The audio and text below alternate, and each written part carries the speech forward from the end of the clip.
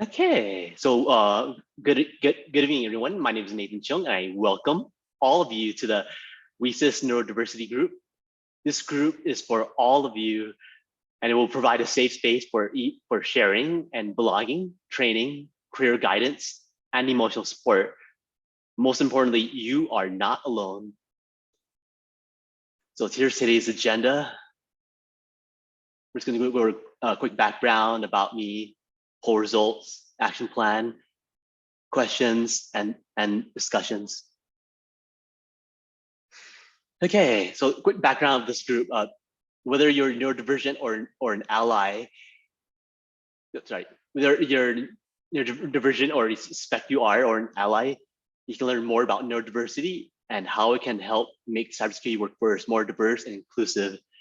Neurodiversity is a concept where neurological differences are to be recognized and respected as any other human variation. It means we are different and we are not broken. Conditions include, among them, autism, ADHD, dyslexia, dyspraxia, Tourette syndrome, and many other neurological differences. So this group launched on August 13, 2020, and we launched with roughly 250 members from WESIS. Today, we're roughly 500. There's roughly 500 members that are interested in this group. The big event I helped organize back in March 3rd, 2021, I organized a group of women speakers who are neurodivergent, and they're also from the LGBTQ plus community, and that was a really successful event. And I hope to do it again sometime. More about me. I'm openly autistic with ADHD. I'm co-founder and secretary of WESIS Colorado, and I'm also part of the WESIS 2021 conference committee. In addition, I'm also executive advisory board member at Unite Worldwide, which works to encourage women into STEM careers, from especially in Title I schools. I'm also a board member of the United Cybersecurity Alliance, and committee team member at the Cybersecurity Women of the Year Awards is coming up in Las Vegas on August 3rd. I also host and run the Neurosec podcast that I created last year, where I interview many amazing people who are neurodivergent. And lastly, I'm senior consultant at Microsoft on their Azure Cloud AI team. The poll results from the poll I asked of our members. Here on the left side, you'll see the top 10. So some of the top ones: disclosure of conditions, asking for what you want and need, career advice, cybersecurity job types, workplace accommodations, work-life balance, dealing with bloggers, dealing with depression, anxiety, career burnout, and getting to the board and thriving. The vast majority, 91% of the members of this group are from North or South America. And we have equal representation across all career levels, except we have nobody from the executive rank, executive level. And from the poll, the best time to meet is Tuesday, Thursday, and Fridays in the evenings, with the majority of members, 90% wanting to have discussions, 86% learning, and 52% support. So the action plan says, so basically we're gonna have meetings monthly on Tuesday, Wednesdays, Thursdays, or Fridays in the evening, and these will be recorded in case anyone misses these meetings. So this is a safe space, and we can share ideas. So basically, this group is for all of us and all of you. It's a safe space to share ideas. Like if you're hurting, if you're going through something, we're all here for each other, and we can support each other. Also, for those who want to volunteer, and I'm going to rotate the meeting heads. That way, those who volunteer can have a chance to lead these meetings and develop leadership skills. Next, I'm also finding and organizing guest speakers to address all the needs from the poll results. For example, I found one lady who can talk about how to request accommodations. And also, lastly, I'm also going to plan to do set up workshops.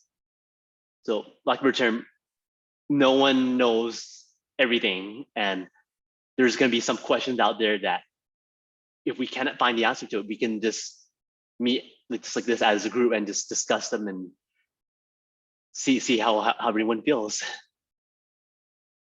And that's all I got. So the question. So for question discussions, I know this past year and many months has been hard for many of us. For myself, my marriage failed.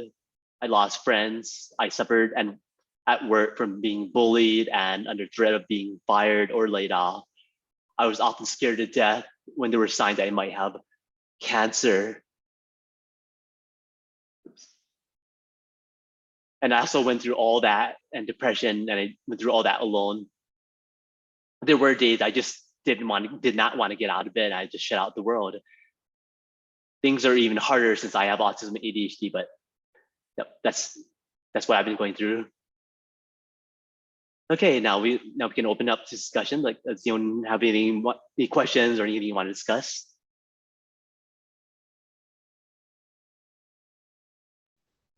I guess I can share, Nathan. My name is Cassandra. I also live in Florida. I'm in Tampa. Like you, Nathan, I would say the last year and a half has been very difficult for me as well. Um, I've been recently officially diagnosed as autistic, and I also have an ADHD diagnosis. I have a very long history though with the mental health system, so um, I've been treated for anxiety and depression for as long as I can remember. Um, since I was very young, exacerbated when I went away to university at a very young age. I went to college at 16, and that's kind of when a lot of my troubles started. And kind of been feeling like an outcast since then. So university to jobs and other jobs and now and kind of all compounded this year. And then with COVID and being at home, and I had some health issues this year, and that just added to the anxiety. And I had to take a 3 month leave of absence from work.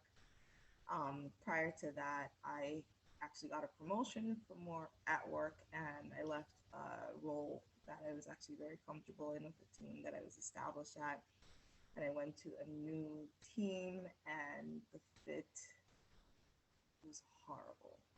Hmm. And I don't know if any of you have ever experienced being on a team where you just don't belong. You just don't feel like you belong, and no one is making effort to make you feel like you belong. That's kind of how I feel right now, and that's not the culture of my company. That's not the culture of the firm that I know at all. I know that for a fact. It's not the culture of the firm. It's just the culture of my department, and it's something that has been affecting me or had been affecting me really negatively, and I needed to take some time off and just attend to myself. So I can really identify with what Nathan is saying. I don't want to make this work, but I understand what you were saying, Nathan, about this being a very tough year.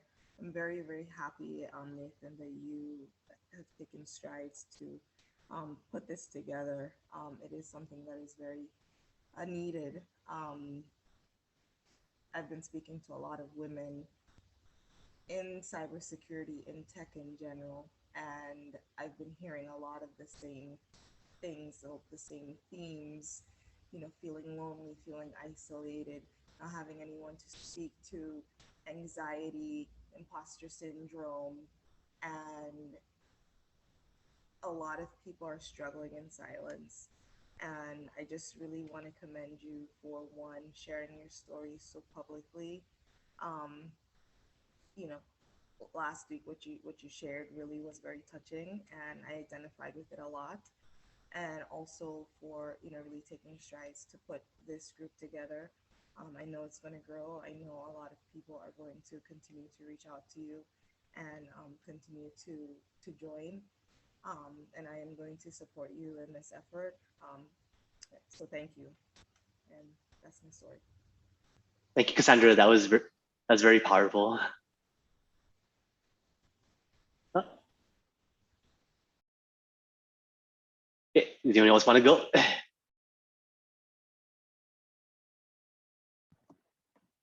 I'll go. Yeah, definitely. Go ahead. I'm Tiffany. I'm from Pensacola, Florida, and this is actually my very first WESIS meeting ever. I'm attending the University of West Florida currently, pursuing a bachelor's in software design and development with certificates in database systems and cybersecurity. I hope maybe to go into DevSecOps one day. I'm actually, so I'm ADHD and I'm newly diagnosed as of last year. And on top of you know, living with undiagnosed ADHD for so long, I also experienced, sorry, my cat is right here. I also experienced trauma growing up. And so that compounded, led me down like a path of addiction, actually, throughout my teen years. Sorry. It's fine. So I too, like Cassandra, I actually started college courses early. I started college classes when I was about 15. Hang on a second, please. When I was about 15, and when I was 17, I was set to graduate with an associate's degree and my high school diploma, and just totally freaked out by that and just kind of went off the rails. So I'm 27 now, or next week I'll be 27. I have a daughter and, you know, going back to school and dealing with all of this and trying to balance everything has been really, really hard. And especially last year is just when everything kind of, you know, like apparently a lot of us here just completely fell apart for me. You know, last summer, I couldn't get out of bed. I was so depressed and couldn't even, like, I wanted to do my schoolwork and just like couldn't even bring myself to do it. And then, you know, just trying to deal with everything else, you know, and then dealing with, and finally getting help for all of that. But then like now I'm dealing with so many things that are like frustrating with having ADHD, like learning like, oh, this has been an ADHD thing and now I'm mad about it. Sorry, I kind of got thrown off track whenever they walked in, so I don't know if I'm even making any sense right now. But yes, you are. Yep, and I totally understand. So, you know, this is really, really cool. You know, I know that there are a lot of people in this field that are neurodiverse. I don't know very many in my university, especially women. And if they are, it's just, I just haven't, like I said, this is my first WESIS meeting. So you know, I don't know. And so that support hasn't been there for me. So I'm super grateful that this is here, and I'm looking forward to getting to know all of you. Yep, thank you, Tiffany. And you're never alone. You are never alone. And that reminds me of, I can't remember, I'm sure you saw that movie, Justice League, the Snyder Cut. I've seen that. Yep. So one of the most awesomest scenes I remember is when they had character Cyborg, and he was seeing his dead parents, and his parents were saying like, my broken boy, and his response was, I'm not broken and I am not alone. I thought that was so kick ass, and that is so true. I think that is a struggle that many of us in our heart struggle with, like not just us, but anyone with ADHD or autism or any of these conditions. Like when we're offered a chance to be normal, what do we do? And you'd be surprised. Like I personally, I agree with a lot of people in the autism community when they respond, why be normal? That's boring. And quite frankly, That's like true. I did a conference talk late last year for, I can't remember the name, I think it was GrimCon. So I talked about neurodiversity and cybersecurity, where I actually had a collage of all these various people throughout history who are openly neurodiverse or suspected of being so. And it's a lot, like Beethoven, Mozart, or even the Nikola Tesla. And if you remember Susan Boyle from American Idol, she's openly autistic. So when you look at these pictures and these people, it helps actually. It helps to recognize, yes, these people are autistic, but at the same time, they are amazing. They changed the world and they made such a great impact. And I think that is something we ourselves, we all have to think about that, because I myself, I had a hard time even accepting that I had these conditions. I just really, really wanted to be normal. It's like everyone else. And I really felt peace once I got the diagnosis, and I came, it's like going from a dark place to a safe place full of light. When you realize I'm different, and it's fine, it's great, it's wonderful. Okay, who else wants to go? Yeah, I'll go. Go ahead, Katie. Yeah, I identify so much with you, Tiffany. So I'm from Utah. I've been working in security for almost 5 years now. And I am 33 and still don't have my degree. School has been one of those massive struggles for me. I did a bunch of college classes in high school and then went to college right away. And I've just found this huge struggle of, I am ADHD, and sometimes I suspect if I'm autistic, but that hasn't been diagnosed. But I, with school or learning, I can't learn by just reading something.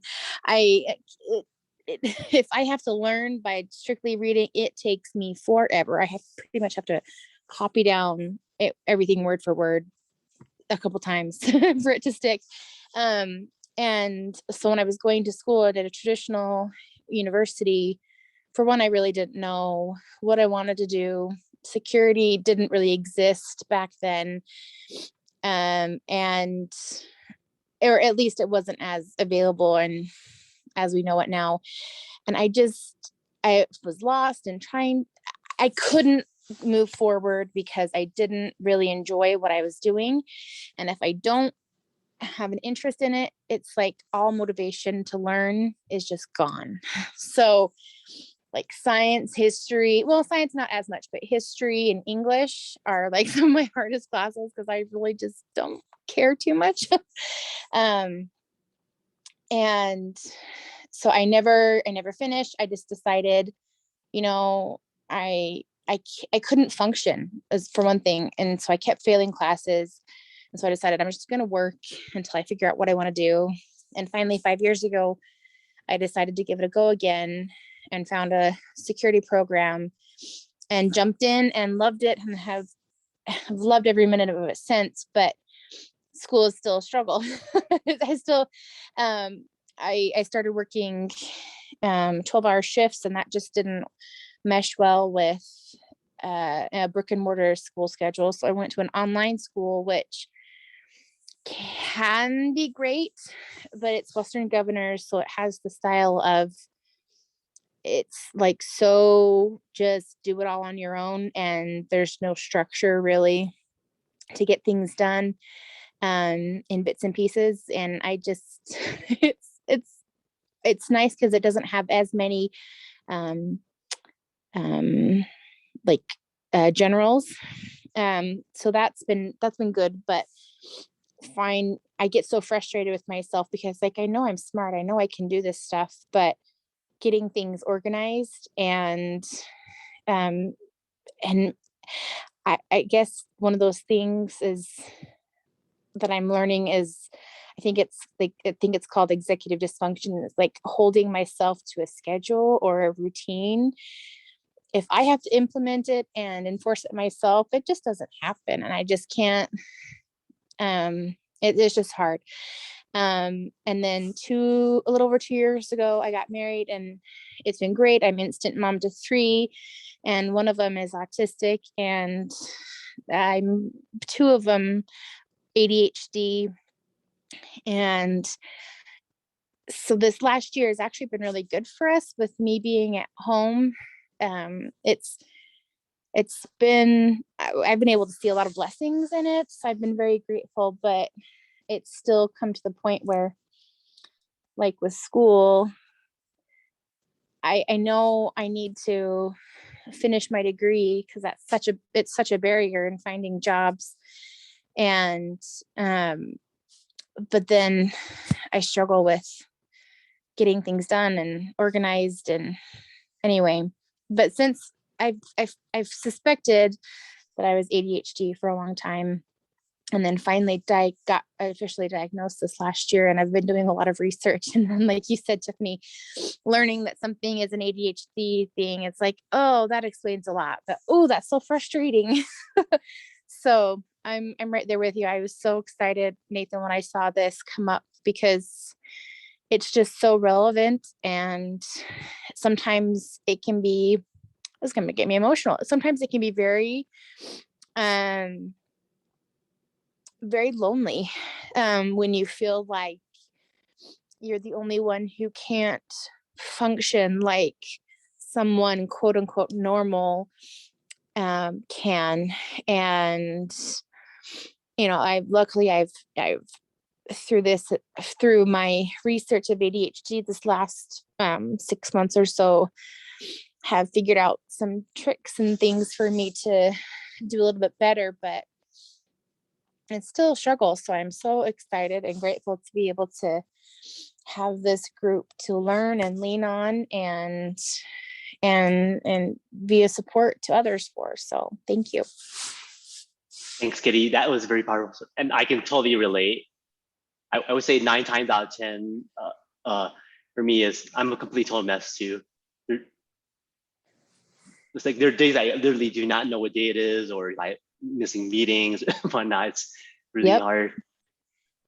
Oh, and for everyone, I'm posting in the chat. Here's a link to my podcast called Neuroset. I started it last year, and I have been interviewing amazing people who are just like us, who are neurodivergent.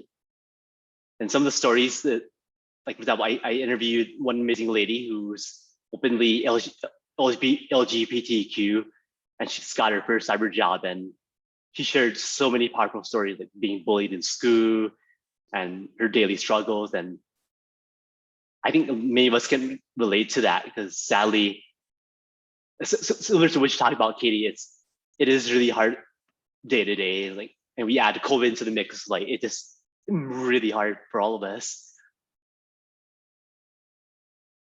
Okay, anyone else want to go? I can go next, Christina. Great. Hi, everyone. My name is Christina. So good evening. I guess I'm hungry because I really wanted to mention that my preferred proteins are she, her, or Wonder Woman. I'm kind of kidding about that last one. But yes, so essentially, hold on one second, sorry. Yeah, it's so I have autism, or I am autistic, just diagnosed, but we're still, when I say just diagnosed, maybe last month, and finally the lights went on, and it's kind of like I'm viewing my life backwards, like a TV show, and thinking, wow, I wish I had known that. I wish what did I miss? So yes, I just got diagnosed with that. And then I also have some brain injuries, MS and PTSD.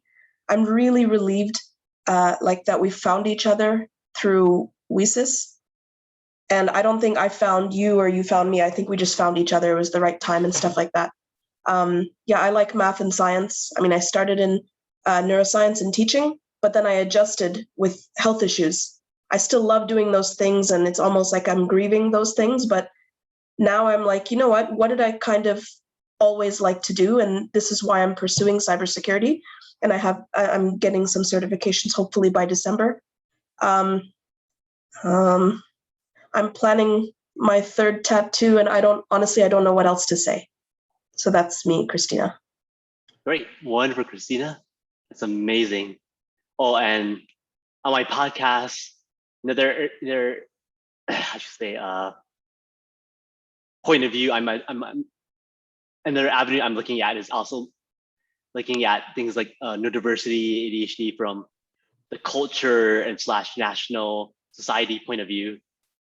I just Okay. did a podcast episode. I just recorded even yesterday. We talked about how I'm Asian. From Asian countries, just China, Japan, they have what's called the families. I should explain it. It's all based on Confucian thought. So what that means is, for someone like me who is Asian and with ADHD and autism, we can never talk about it in our family. So a lot of Asians, they suffer with such conditions alone, and they cannot or not allowed to reach out. So we have all the struggles we just talked about, and being forced to go through it alone. It is very, very oppressive. It's like it just makes things a lot worse when you can't talk about it with anybody. And Christina, I'm going to talk to this amazing woman I just met. I'm going to view her on my podcast on Friday. So she's originally from India, and she shared like even in India, such conditions are very much demonized. Yes. But she is amazing. She is very vocal. She's not afraid to talk about like her conditions and the fact that she's taking medication. And like, I'm gonna view her on my podcast on Friday, and you can check it out. Like, it's hard enough as is to just survive, but to keep it hidden is really hard. But she's open. She's like literally like a hardcore. We call it. She's unafraid. Yep, she's a hardcore activist, and she's unafraid to speak her mind. Like, that is so amazing. That courage. Yep, I don't know where it comes from, but exactly. I need some. Yep. So you check out our podcast on Friday, but she's gonna talk about that and how like struggles with ADHD and her job and COVID.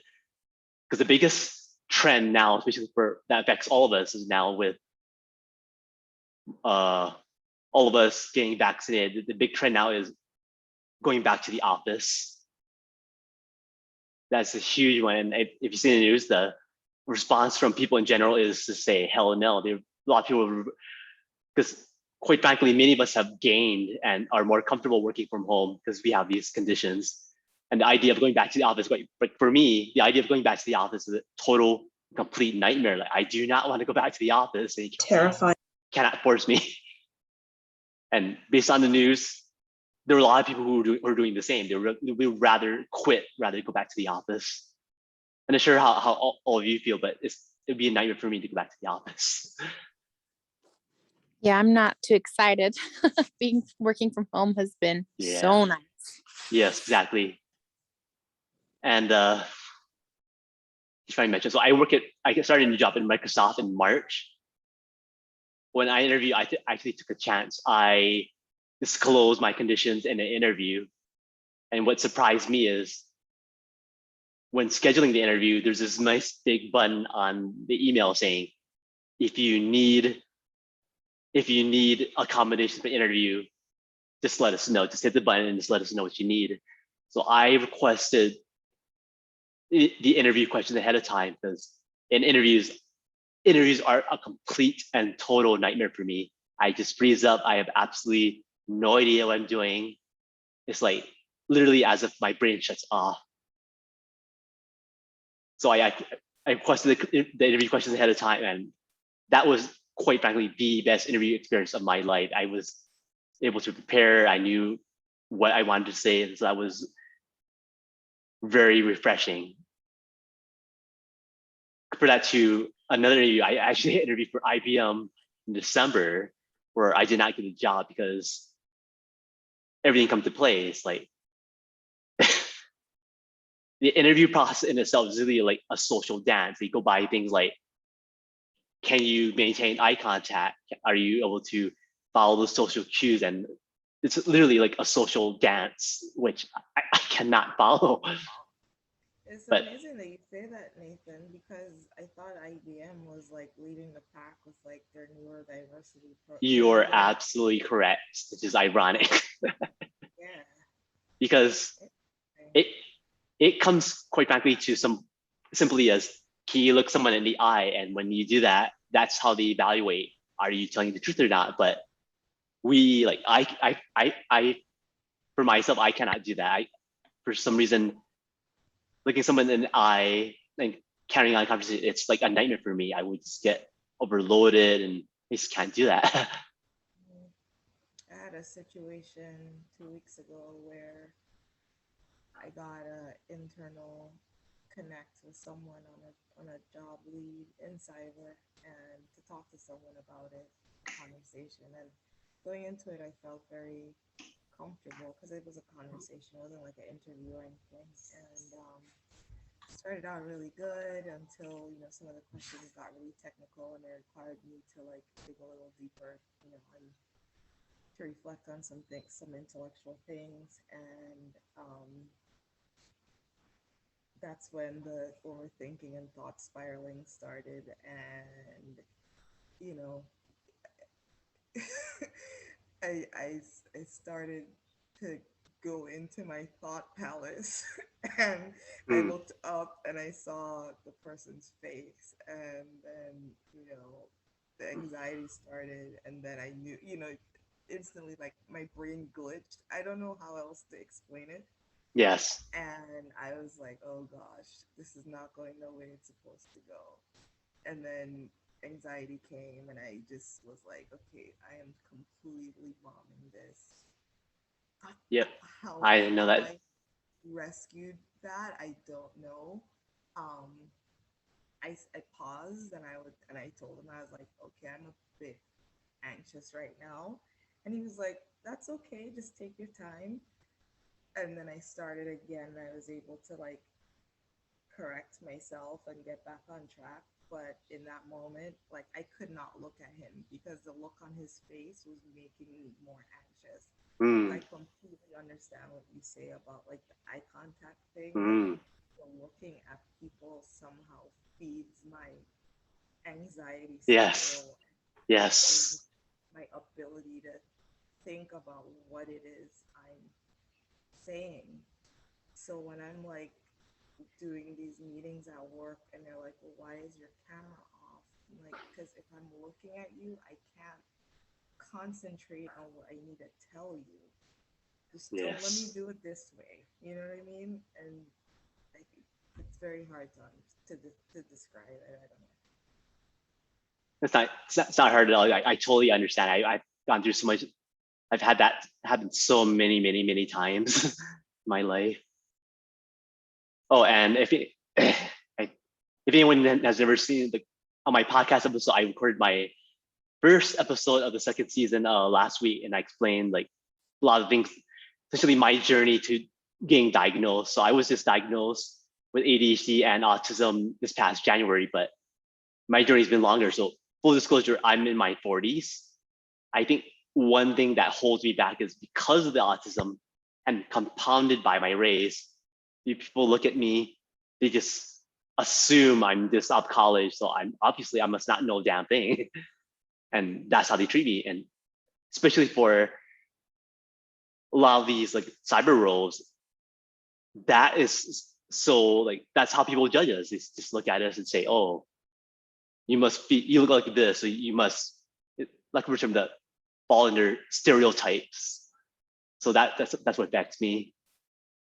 Because even after I, like say, like even my dad, who just passed away maybe 4 or 5 years ago, very similar to me, just add a few wrinkles and some gray hair. He still look very young. But yeah, that's why I really struggle working in cybersecurity, because those stereotypes, those biases. Whereas I see a lot of other people who don't have they don't have their aka norm. We think of them as normal, and they're just dancing very quickly into like say management, etc. roles, even though they're like half my age and no, maybe a quarter of the things I know. So it comes very hard. but yeah, on my podcast episode I recorded last week, I talked about my journey to getting diagnosed roughly 7 years ago. I was working at Sephora, the big makeup company. So there, I had this one episode where one day I had this big fight with one lady. She was noticing like I was not giving her eye contact, I was not paying attention, and she got really pissed off at me. What compounded my issue even more is my boss wanted me to ask that lady to do something which violated this ITSM. Because in IT world, there's this thing called change management where you got to test the change before you deploy it. My boss deliberately told me to violate that. So I was in a situation where this lady was getting pissed off at me for not paying attention and not giving her eye contact. And it's getting even more pissed off that I was telling her to do something which violated current policy and processes. Of course, she reported all this to my boss, who denied that she told me to do anything, and she made it sound like everything I was doing was rogue and in violation of policy and procedures. She told me to do it. So this led to a complete and total meltdown for me. That is what led me on my journey to getting help, getting my diagnosis, because none of us should ever be put in a position like that. None of us. But quite frankly, it's hard part is because we have these conditions, it's really easy for people to take advantage of us. I'm not sure if any of you have gone through that, but I've been working in the IT side for more than 20 years, and pretty much throughout all of it, there were people taking advantage of me, thinking I don't know any better, so it must be okay to do that to me. So I'm not sure if any of you have gone through that.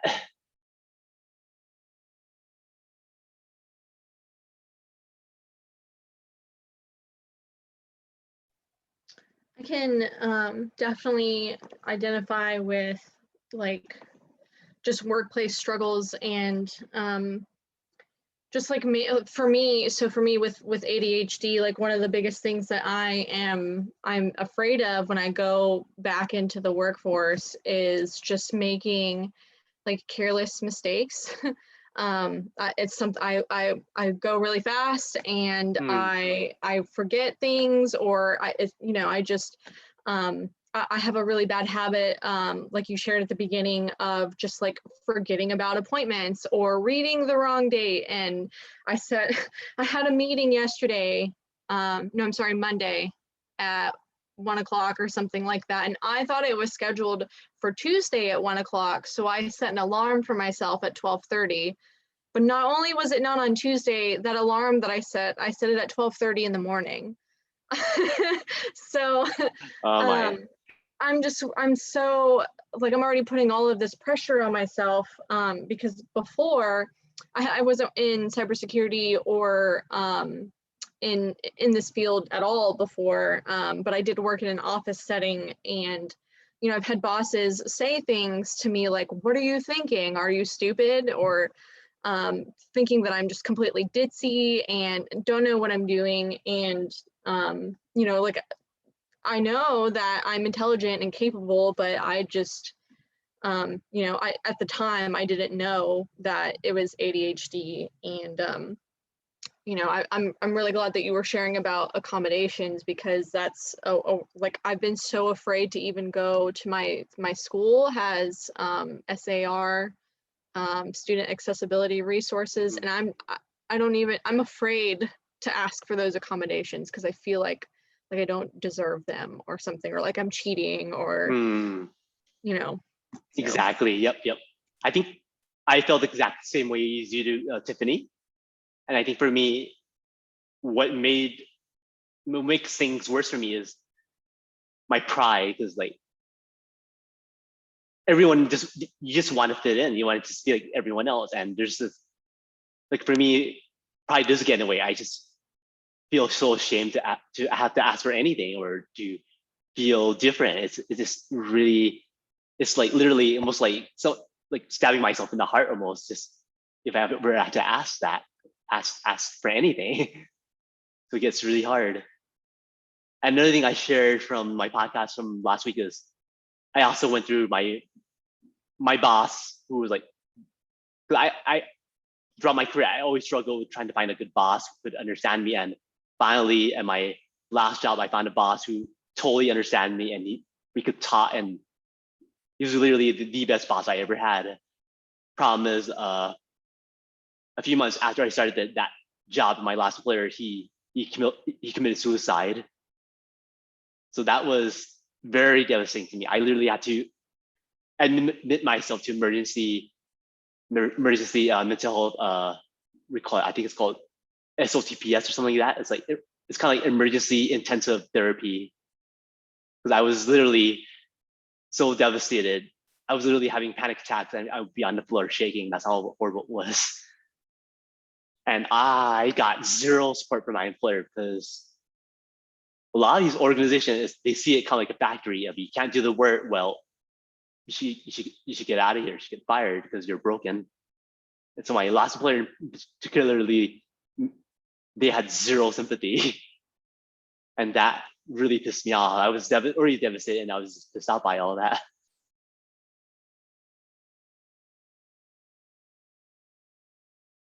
And so, Katie, similar to you, to share, I also struggle trying to find like what would be the best job for me, because I grew up in Hawaii, and like it's very government focused there. So I just kind of like just go with the flow, just do what everyone else did, just start off the bottom and just do whatever everyone else is doing. I spent the first 40 years of my entire life not even having the time to think what would be the best job for me. So I think the first step was understanding that I have autism and ADHD. I think that was the very first step, because once you understand that and make peace with that, then you can start researching. Now that I have these conditions, what will be the best job where I'm the most comfortable?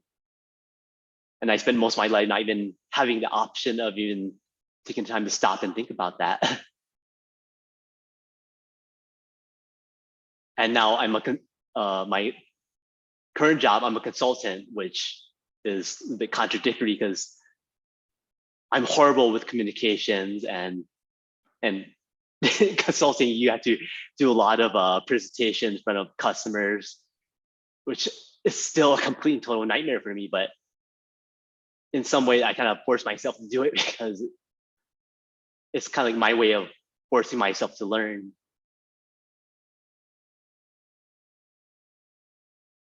Okay, anyone else want to share? I want to hog the floor.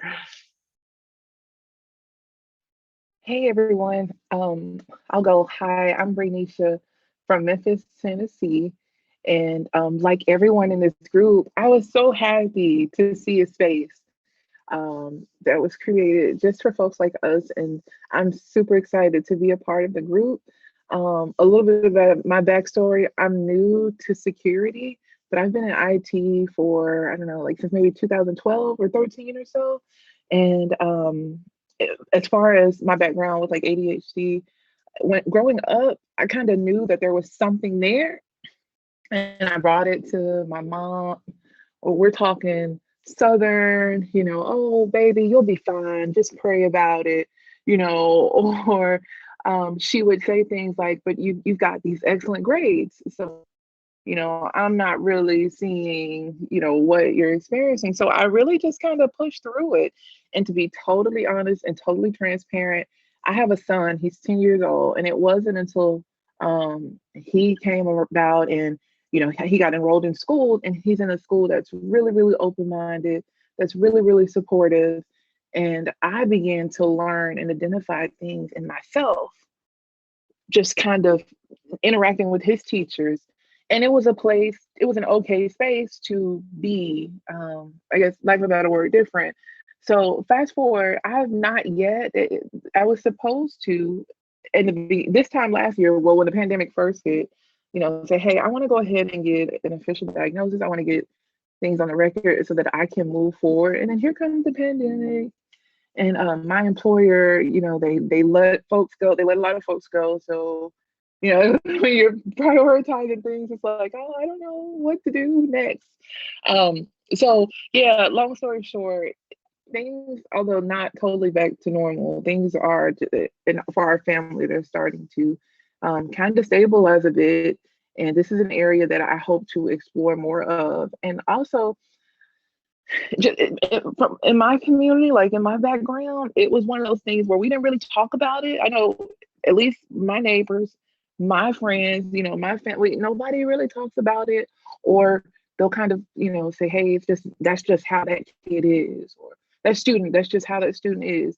Um, and I even when for a brief while I taught IT classes, and that was also an opportunity to kind of explore more and learn more. So it was really in my adulthood where I became more educated, and I got the courage to say, okay, let's get the ball rolling. Let's start connecting with other people, because I believe it was Tiffany that mentioned, when you know these things, you can move forward, and you can do impactful things. So impactful things to help yourself and to also help others.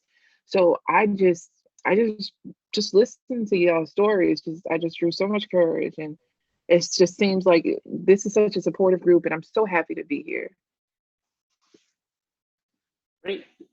We're very great to have you here, Renisha. Yeah, I think you joined late, but I was saying earlier that I just recorded a podcast episode yesterday where I talked about some of the similar things, like in some cultures, like in my culture, in Asian culture, it has been reinforced through in families for literally centuries that we do not talk about these things. We do not bring it up because in Asian culture in particular, they feel that literally it brings shame to them. That's why many people, especially for the women in Asian cultures, the end result is often suicide, because they just feel so ashamed to have these conditions, and they're not allowed to talk about it or seek help. And it's really a tragedy. And I also wrote an article about this movie on Netflix called Reason I Jump. It's based on a book that's written by an autistic Japanese boy in Japan. And he talks about autism as seen from many different points of view throughout the world. And despite how things are in the US, sadly in other countries, these conditions are very much demonized. And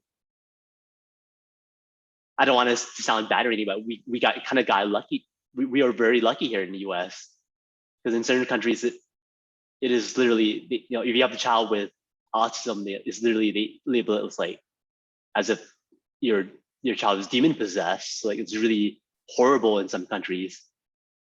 But at the same time, the movie also has success stories. Like, yes, families in other countries suffer, but they also fight the government to build, like, say, a school to support autistic children, and that is amazing, to fight through all that stigma and culture and history to get what you need for these children to survive and thrive. And also what else? And for diagnoses is also very controversial, because what the path I took is, after I had that huge, massive breakdown at my employer roughly 5 to 6 years ago, I started reading stories of people who are also very similar to all of us. And it started clicking really quickly. It's kind of like a Cinderella putting on a shoe. If the shoe fits. And so from my point of view, I personally believe we do not need a formal medical diagnosis, because those things are expensive and insurance does not cover it.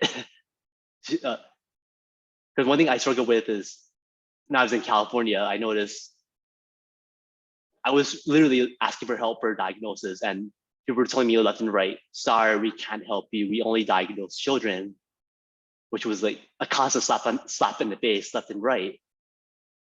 Because the path I took is based on those stories alone. Since the shoe fits, I very much self-diagnosed. Like, I didn't want to wait for anyone to tell me that I have this condition.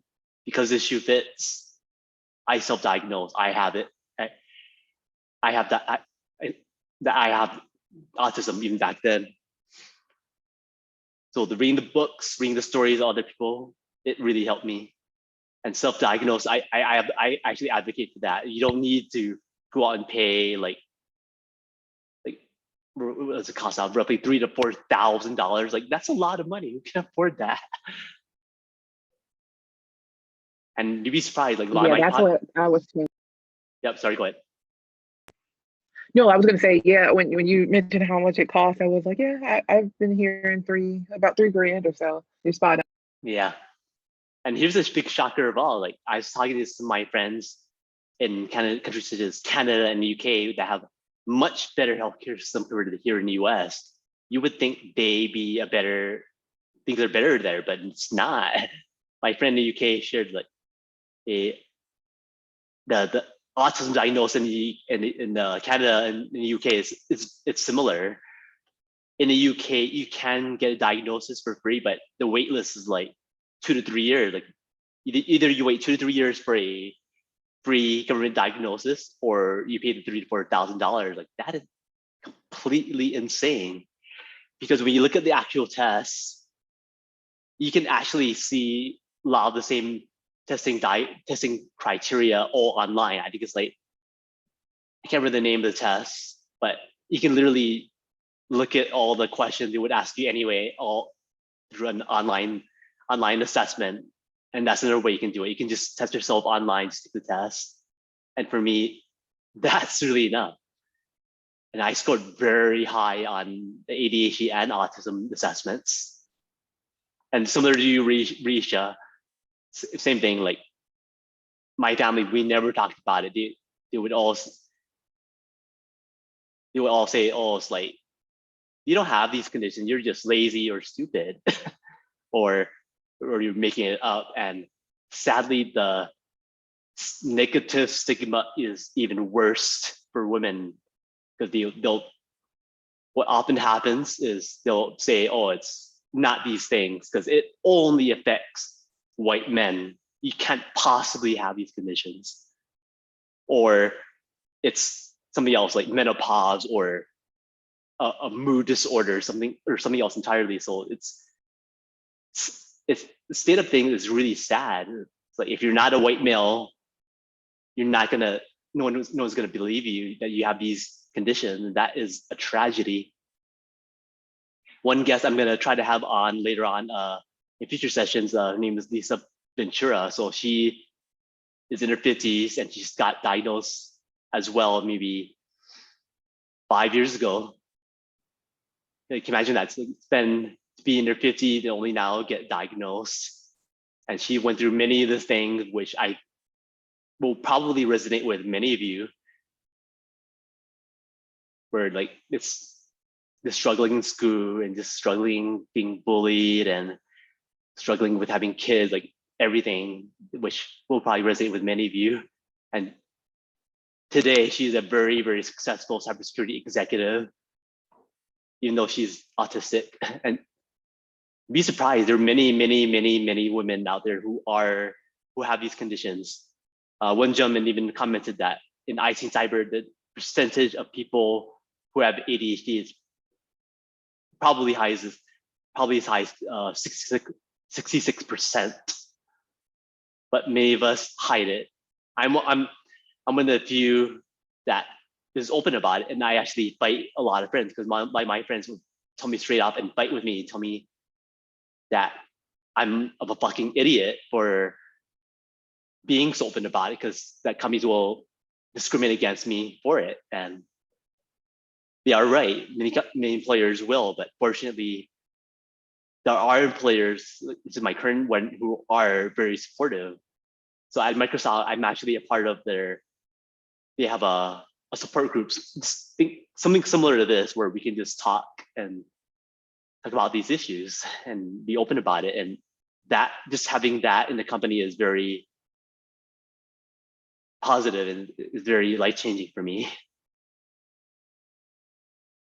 Okay, we're just about out of time, but if anyone wants to continue, I'm willing to continue if you are. If anyone wants to share anything. Well, I came on a little bit late. I have a little one, so I got Yep, time got away from me. that's fine. But Yep. Go on. I want to hear your story.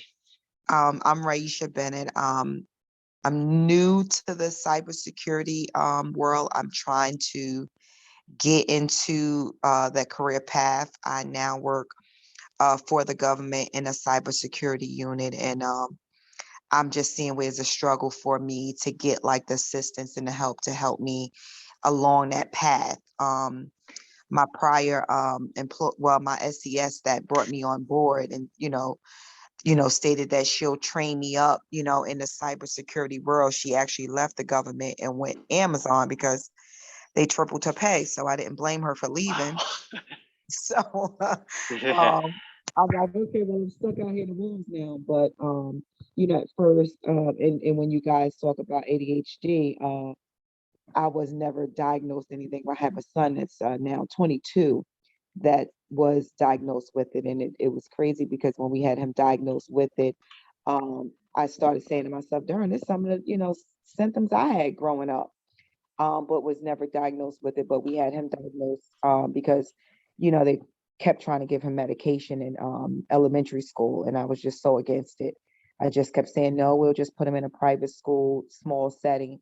And now that you guys are talking about it now, fast forward, it's like me, juggling what I want to do as far as the cybersecurity world. I finally found something that really caught my attention that I really want to focus on in the cybersecurity world. Working around, this every day now, it's pushing me to go like more on the investigation side of cybersecurity. That's where my degree is as well. So I joined the group because the SES that left is the one that, told me about this site. Didn't know much about it, but she told me that it looked like it was a great opportunity for me, to learn a little bit more about cybersecurity. So that's why I joined the group, and excited to learn as much as I can from you guys and vice versa. Yep, wonderful. Yep, great to have you, Risha. I think the other piece that makes it difficult is a lot of these conditions, it is genetic. So it gets really hard, like when we see our kids with the condition, and then it's hard to accept, it's like we feel, some even feel guilty. Oh, I gave my kid this. The podcast episode I just recorded yesterday, I interviewed a friend who's a parent. She talks about what it's like parenting her child who has autism, and it is really hard for her. And she literally would get upset at her kid for not being normal. And I think many of us would, at first, the first reaction, of course, is anger. Like, how dare she treat her kid like that? But at the same time, over time, she came to accept and to look at that. It comes to feel ashamed that she treated her kid that way, because it literally is a journey. It's hard. It's a hard journey to come to accept that our child has it and that we ourselves probably have it. So it's really hard. Because we were talking about this short film on Disney. It's called what's it called? Float. That's the name. It's called Float, where a parent is trying to hide the fact that their child was different, and at the end, the father is yelling at the kid, like, "Why can't you be normal?" And that, for me, particularly when I saw that, that was like a slap in the face for me, because I felt that. I can really feel it, because I struggle with that. My family pretty much rejected me because of these conditions. So I really understand what that means to go through that. But at the same time, at the end of the story is redemption, when the father can accept, yes, my kid is different. And when you open your heart to accept it, it really is beautiful.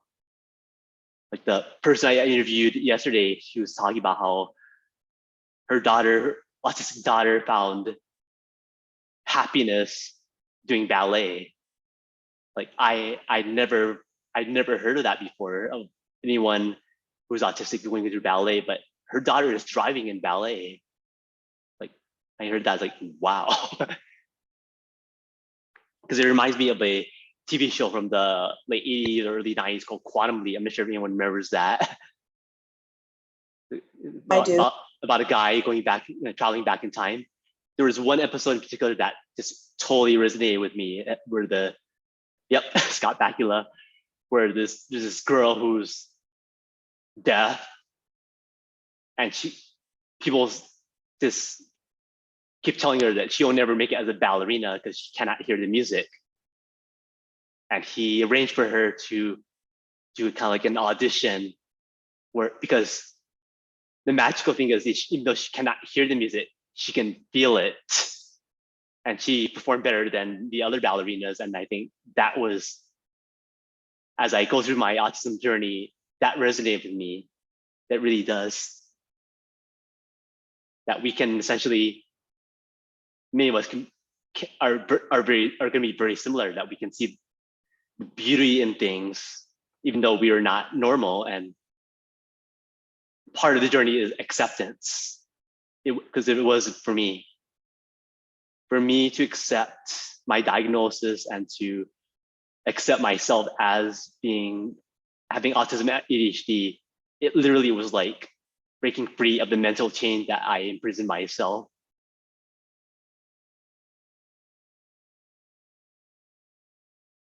Yeah, anyone else want to go?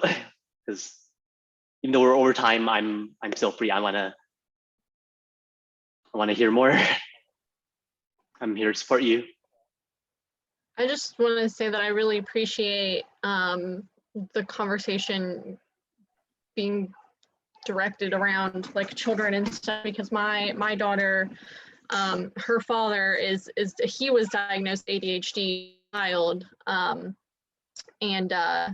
then me as an adult. And so I mean, I've known, like she's 3. And so I try really hard to like separate like what is normal 3-year-old stuff and like, is my kid ADHD? But like when my kid has never, ever been able to sit still for a story or a movie, or I'm talking to her about one thing and her brain is way over here. Yeah. I'm like, and it is incredibly frustrating, and especially like dealing with overstimulation, and when because she's absolutely hyperactive, like not only just like preschooler level, but compounded with potential ADHD, it can be really overstimulating, and I want to scream and be like, why can't you just stop, and then slam the door and leave. That's what I want to do. Yeah, it's hard. So this is really cool to because I didn't have anybody help me deal with this as a kid, and so to learn how to accept her and guide her through it, because like somebody else was saying, I was also gifted as a kid, or whatever that means, right? And so like as long as I had structure, I could generally do okay, right? Like my mom would like ride my ass about making me do my homework, and she passed away when I was 11, and when that happened, I didn't have anybody telling me to do homework, and so I was like, not doing homework. That's pointless, and I get no dopamine rush from completing an assignment like I guess people without ADHD do. So being able to navigate children with this is really cool. So yep, that's why. I agree. Yeah, go ahead, Christina. No, or Reisha. Go ahead. Yeah, I was just saying, I tell any parent, you have to have patience. And I was a young parent when I had my son. I was in my early 20s and my second year in college. And the first thing I said was, now I got to drop out of college. But no, it motivated me. It gave me, here it is, I have a 22-year-old son, and now I have a 5-month-old son. So having him and watch him go through it just gave me the patience of, what it was like. Because at first I didn't know what he had. He was like very active, like you said, your 3-year-old was. I just had to find a time, like when I was on the phone, he always wanted to, be up in my face and do something when I was on the phone. So what I had to do is when when I had to talk on the phone with people, I would say, let me go ahead and put him down and give him his time, and then I would call you. If I didn't do that, I would go crazy out my mind. And again, I was a young mom. I left from New York when he was 1 year old and moved to a whole nother state at the 9/11. I lost my job at the 9/11 and I moved to Maryland, and I was a single mom doing it by myself. And I said, if I don't do it like this, I'm going to go crazy. So that's the only thing I think that helped us, me having patience with him and giving him his time when he needed it.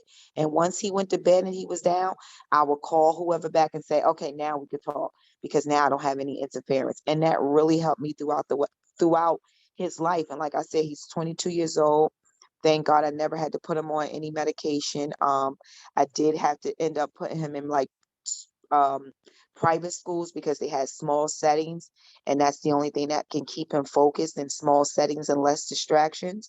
And thank God, by the grace of God, the December this year he graduated from college. So you could do it. It's just it's a lot of work. I must say, it's a lot of work. Yeah. Absolutely. Thank you. Mm-hmm. And congratulations to him as well. Thank you. Amazing. Yep, correct. And another thing to share, that I'm also part of the board for Ignite Worldwide, that tries to, how you say, encourage girls to go into STEM careers. The other piece to it is, for a lot of girls who are in school who are interested in STEM, there is a strong correlation between interest in STEM and having these conditions as well. Problem is, like, we're in school, there's always gender stereotypes. It's like, if you're interested in STEM, you want to take things apart, people are going to stare at you and say, what is wrong with you? You should be going out and having fun. It's things like that. It's like, things like that, it really discourages girls, and that's also a tragedy. And since it's a safe space, there's also a racial component as well. I was very much disturbed to hear that if a girl is in school, even more so if there's a girl of color, if she's autistic and she's acting out, they don't like give you a timeout in school. They send these girls to jail. And I thought, oh my God. It's like, that is insane. Like, it's bad enough to have autism. It's even harder, like, when you're denied your future opportunity because of this, because schools criminalize autism. It's like, we gotta do more to fix stuff like that.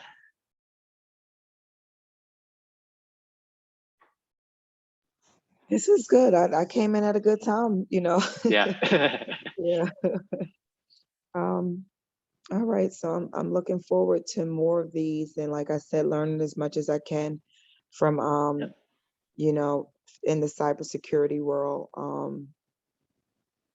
I'm brand new, like I said, to the career path, and I want to learn as much as I can, and try to stick out where I'm at in Department of Homeland Security. I don't know how long I'm going to be there, but while I'm given the opportunity and they're willing to pay for me to take my Security Plus, I want to stay there as long as I can, but also learn as much as I can on my own. Awesome. Oh, and that brings mind to something else. I had interviewed someone for my podcast who had this very powerful insight.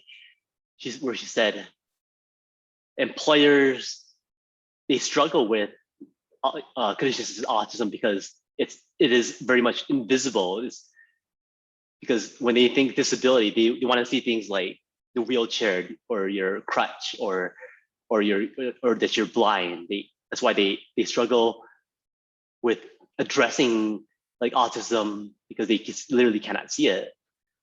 And another thing she said is how, like, when she was raising her autistic child, we as parents, we have to go through a period of mourning and acceptance that our child is going to be different, and we have to go through mourning to accept that. And that was another slap in the face for me, because I never even thought of that. And she's right. You had to go through periods very similar to mourning. Yep. Yeah. And I still have time. Do you want to have anything else to share? Because I'm here. I had a question really quick, actually. Is there a specific, this link just happened to be posted in my university's Discord. So is there Yeah. like a specific mailing list or something for this group? Oh, So I okay. can make sure So- I go get to the next meeting. So this is for WESIS members. So within on the WESIS website, there's a neurodiversity specialty group. So within there, if you join that group, I would send me invites to this through there. So that's how you would get it. So you have to sign up for that neurodiversity group. Okay, thank you. And I last checked, as roughly more than 500 people are interested in that. But it is hard because many of us, like I said, like my friends, they actually fight me because of the negative stigma. They would rather hide it, which is really sad, because if we cannot tell an employer we have these conditions, it's harder to get help. It really is hard. Like, for example, when one friend shared like how at an employer, they have subtitles for meetings and they do it by default, which is really powerful because I never thought of stuff like that as to help. But what I really like, what her employer is doing is they don't ask if people need it.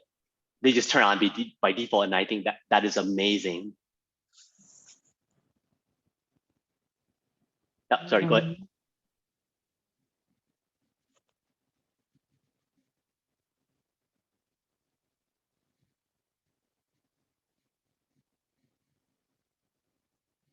Yeah, go ahead, Christina or Reisha. Something to say? Oh, no, I didn't have anything to say. Oh, No, okay. I'm sorry. No. Yep. So we have covered that, and later on in the future session, we also want to cover things like asking for accommodations.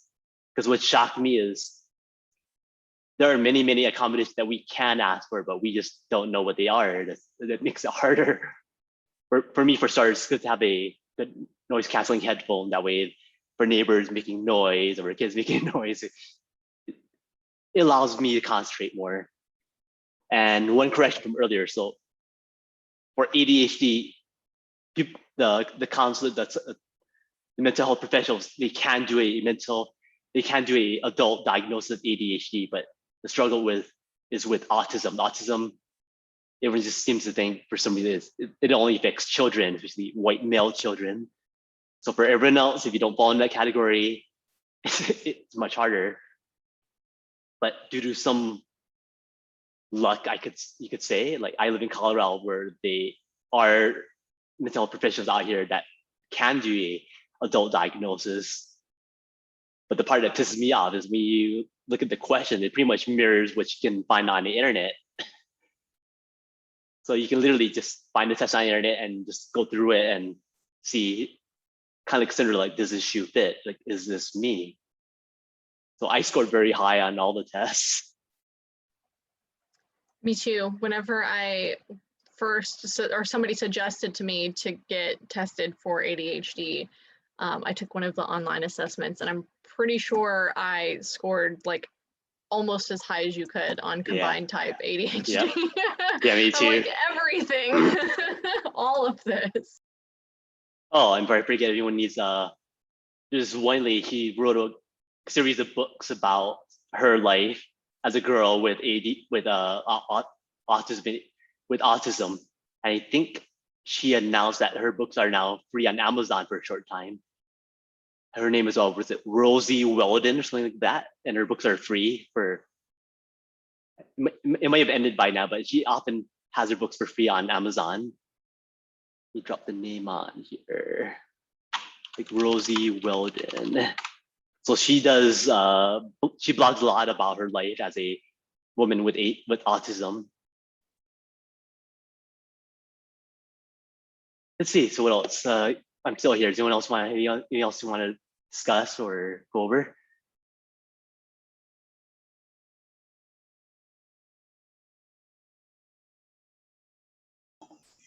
No, I guess before I head off, it was so great to meet you all online, which is really great because, you know, I don't feel as self-conscious, even though you can see a representation of my face. I don't look like that anymore, by the way. But yes, I was going to say, when is our next scheduled meeting? No, I need to plan it, but roughly a month, Hold on. roughly a month from now. Hey, Cindy, hold on. Okay. But yeah, roughly a month from now, I'll coordinate with Christina. So what I plan to do is rotate. Like if you volunteer, Yep, hold on. Mm-hmm. if you volunteer, I might want to rotate through the chairing these meetings. That way, we can all of you can get some leadership experience. It's one of those Okay. small things that helps. But yeah, roughly a month from now, we'll do another round. That makes a lot of sense. Okay. Well, it was really nice meeting everyone. And by Meet meeting, I Christina. mean, this is my favorite way. I'll see you all soon. Yep. Okay, bye. Okay, good night, Christina. Yep. Bye. Good evening. Good evening, everyone, and take care. And reach out to me if you ever want to talk about stuff, because I am reaching out, trying to mobilize all the various like thought leaders and whatnot, so that way you can ask a lot of the hard questions, like asking for accommodation from experts, and they're agreeing. I just gotta find time to organize and get them all scheduled. Right. Gotcha. Thank you so much for doing this. Yes. Of course. Thank you, Nathan. And I left you a message in the message box, Nathan. Yep. Reisha Bennett. Yep. Yeah, sure. Okay. All right. Yeah, Good definitely. night. Yep. Good night, everyone, and take care. Good night. All right. Bye.